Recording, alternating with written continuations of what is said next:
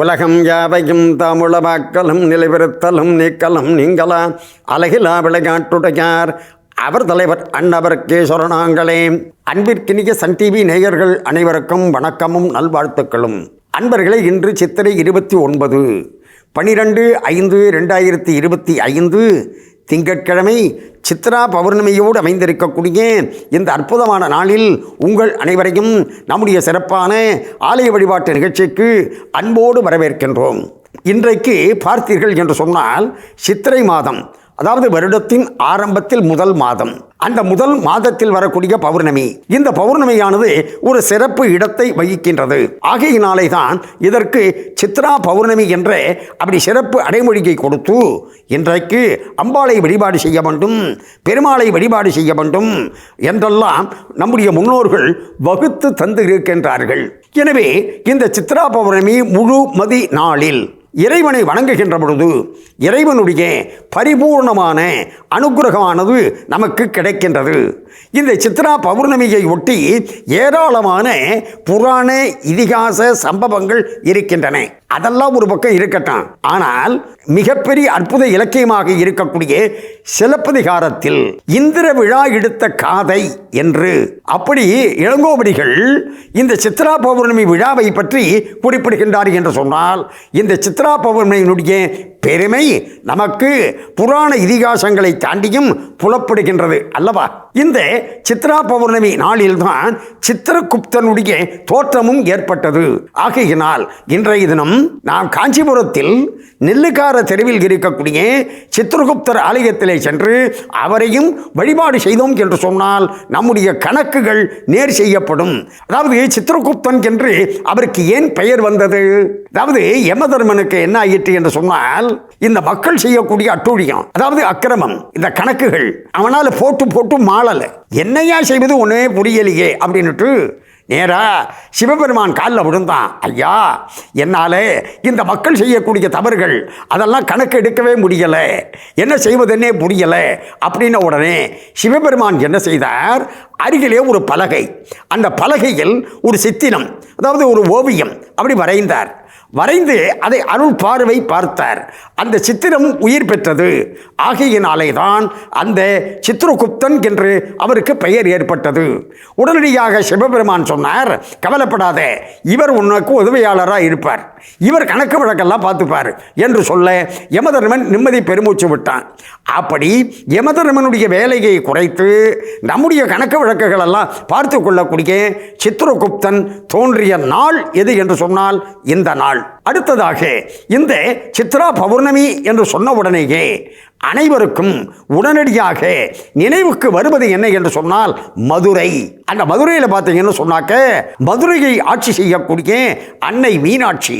அந்த மீனாட்சிக்குத்தான் கோலாகலமாக இந்த சித்திரை மாதத்தில் எப்படிப்பட்ட வைபவங்கள், எப்படிப்பட்ட உற்சவங்கள் என்று, அதாவது அந்த அன்னை மீனாட்சியினுடைய பட்டாபிஷேகம், அதற்கு பிறகு அன்னை மீனாட்சி அப்படியே நகர்வலம் வருவது, பட்டின பிரவேசம் என்று, பிறகு அந்த அன்னை மீனாட்சிக்கு திருக்கல்யாணம் என்று விழா கோலமாக இருக்கும் மதுரையானது. இப்படிப்பட்ட அற்புதங்கள் நிறைந்ததாக இருக்கக்கூடிய இந்த சித்ரா பௌர்ணமி நாளில் நாம் நமக்கு வாழ்க்கையை லலிதமாக மாற்றக்கூடிய, அதாவது லலிதம் என்று சொன்னால் அழகாக மாற்றக்கூடிய அற்புத அம்பிகையாக இருக்கக்கூடிய திருமீயச்சூர் ஸ்ரீ லலிதாம்பிகையை தரிசனம் செய்வோம் வாருங்கள். சித்ரா பௌர்ணமியாக அமைந்திருக்கக்கூடிய இந்த நாளில் இதில் ஒரு விசேஷம் பாருங்க. சோமவாரத்தில் திங்கட்கிழமையில் இந்த சித்ரா பௌர்ணமி அமைஞ்சிருக்கு. திங்கள் என்று சொன்னாலே நிலவு என்று ஒரு பொருள் உண்டு இல்லைங்களா? ஆகையினால் அப்படிப்பட்ட நிலவின் பெயரை உடைய நாளில் முழு நிலவானது பௌர்ணமியானது அமைந்திருப்பது என்பது ஒரு பொருத்தமுடைய சம்பவம் அல்லவா? எனவே இப்படிப்பட்ட இந்த அற்புதமான இந்த நாளில் மதுரையில் பார்த்தீங்கன்னு சொன்னாக்க அப்படியே மதுரையை விழா கோலம் என்று சொன்னேன். அந்த மதுரைக்கு பார்த்தீங்கன்னு சொன்னால் மதுரையில் உள்ள மக்களுக்கெல்லாம் இன்னைக்கு 2வது தீபாவளிங்க.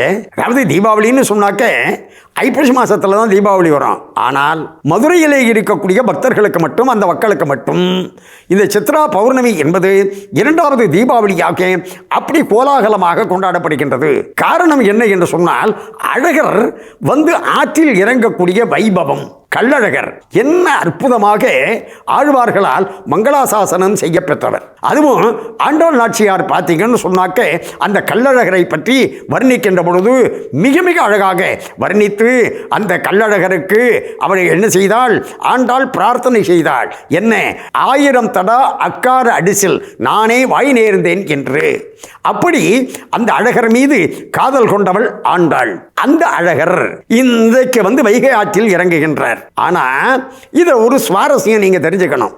என்ன என்று சொன்னால், ஆதியில் இந்த அழகர் ஆற்றில் இறங்கக்கூடிய வைபவம் எந்த மாதத்தில் நடைபெற்றது என்று சொன்னால் மாசி மாதத்தில். அவர் எதற்காக மாசி மாதத்திலே ஆற்றில் இறங்கினார்? மண்டூக மகரிஷி என்று சொல்லக்கூடிய மகரிஷி, அதாவது தவளை வடிவத்தில் இருந்தவர். அந்த மகரிஷியினுடைய சாபத்தை போக்குவதற்காக அழகர் ஆற்றில் இறங்கக்கூடிய வைபவம் நடைபெற்றது. பிறகு பங்குனி மாதம் உத்திர நட்சத்திரத்தன்று அன்னை மீனாட்சியினுடைய திருமணமானது நடைபெற்றது. அந்த வைபவம் நடந்தது. இந்த 2 வைபவத்திற்காக மாசி மாசத்தில் ஒரு தரம், பங்குனி மாசத்தில் ஒரு தரம் சுற்று வட்டாரத்தில் இருக்கக்கூடிய பக்தர்கள் பெருவாரியாக மதுரையை கூட வேண்டிய ஒரு சூழ்நிலை. ஆகா, இப்படி 2 முறை இந்த மக்கள் தங்கள் இடத்திற்கு சென்று வரக்கூடிய நிலை இருக்கின்றது என்று நினைத்த திருமலை நாயக்க மன்னர் என்ன செய்தார், இந்த 2 விழாக்களையும் ஒன்றாக்குவோம். எப்படி? சித்திரை மாதத்தில் அன்னை மீனாட்சிக்கு கல்யாணத்தையும், அடுத்ததா அந்த சித்ரா பௌர்ணமி என்று அழகர் ஆற்றில் இறங்கக்கூடியதாக அந்த வைபவத்தையும் நம்ம சேர்த்து வச்சிடுவோம். அப்ப கூடக்கூடிய மக்கள் அவர்களுக்கு துன்பம் இல்லாமல், பாருங்க, மக்களை பற்றி கவலைப்பட்டு இருக்கின்றார்கள் அன்றைக்கு ஆட்சியில் இருந்தவர்கள். ஆகையினால் அவர்கள் என்ன செய்தார், மக்கள் சௌகரியமாக இருக்க வேண்டும், அவர்கள் நன்றாக தரிசனம் செய்ய வேண்டும் என்பதற்காக இந்த 2 விழாவையும் இணைத்து இப்படி அழகர் ஆற்றில் இறங்க என்று அதற்காக ஒரு கதையையும் ஏற்படுத்தினார். என்ன தெரிஞ்சுக்கணும்ல, அடுத்த பகுதியில் பார்ப்போம். இப்பொழுது நாம் திருமீயச்சூரில் அருள்பாலித்து வரக்கூடிய லலிதாம்பிகை அந்த அம்பாளுக்கு நடைபெற்ற நெய் குளம் அந்த விசேஷமான தரிசனத்தை இப்பொழுது தரிசிப்போம். வாருங்கள். இன்றைக்கு மிக மிக விசேஷமான நாள், அதாவது சித்ரா பௌர்ணமி நாள். இந்த சித்ரா பௌர்ணமியை ஒட்டி மதுரையில் என்று அப்படி நாம் சிந்திக்கின்ற நேரத்தில் அழகர் ஆற்றில் இறங்கக்கூடிய வைபவம் என்று இதை திருமலை நாயக்கர் அப்படி மாற்றி அமைத்து மக்களுக்கு நன்மையை செய்தார் என்று நம்ம சிந்திச்சோம். இதுல ஒரு சுவாரஸ்யமான செய்தியை அவர் சேர்த்தார். என்ன என்று சொன்னால், அழகர் அப்படியே அழகர் மலையில் இருந்து புறப்பட்டு வருவதற்கு காரணமே மீனாட்சி கல்யாணத்தில், மீனாட்சிக்கு அண்ணன்ல அவரே, ஆகையினால் அப்படி கலந்து கொள்வதற்காக வருகின்றார். அதற்குள் இங்கு கல்யாணம் முடிந்து விட்டது என்று அப்படி செய்தியானது சொல்லப்பட, அதனால டகார்னு யூட்டன் எடுத்து ஆற்றில் இறங்கிறாரு அப்படின்னு திருமலை நாயக்கர் ஒரு புதிய வரலாற்றை ஏற்படுத்தினார். அதாவது மக்கள் நன்மைக்காக கவனிக்க வேண்டும். அதாவது வரலாற்றை அவர் திருத்தல, வரலாற்றை ஏற்படுத்தினார். எதற்கு? மக்கள் சௌகரியமாக இருக்க வேண்டும் என்பதற்காக. எனவே இப்ப அழகர் ஆற்றில் இறங்குகின்றார். அது எந்த ஆற்றில் இறங்குகின்றார்? வைகை ஆற்றில். அந்த வைகை என்பதற்கு திருவிளையாடல் புராணத்தின் அடிப்படையில் அதற்கு பெயர் ஏற்பட்டதற்கு காரணம் வேற. குண்டோதரன் என்று சொல்லக்கூடியவன் அன்னை பார்வதியினுடைய அருளால் அவனுக்கு உணவு கிடைத்து அவன் தீர்த்தம் தாகம் ஏற்பட சாப்பிட வேண்டும் என்று அன்னையை வேண்ட, நீ கையை வை உனக்கு தீர்த்தம் கிடைக்கும் என்று அன்னை சொல்ல அவன் கையை வைத்தான். அவன் கையை வைத்த இடத்தில் தீர்த்தம் கிடைத்தது. அப்படி கையை வைத்து தீர்த்தம் கிடைத்த காரணத்தால் வைகை என்று பெயர் ஏற்பட்டது என்பது திருவிளையாடல் புராண செய்தி.